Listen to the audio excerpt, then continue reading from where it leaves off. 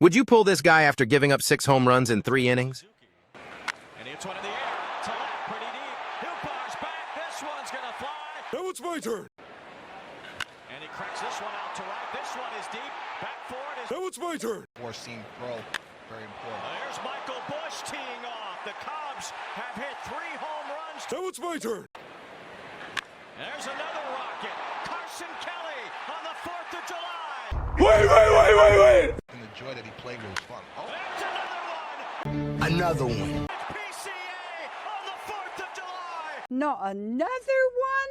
he's playing with a lot of confidence. Oh, There's another Another one. Michael Busch. No. His second of the day. What a ridiculous start for the Cubs. Not another one?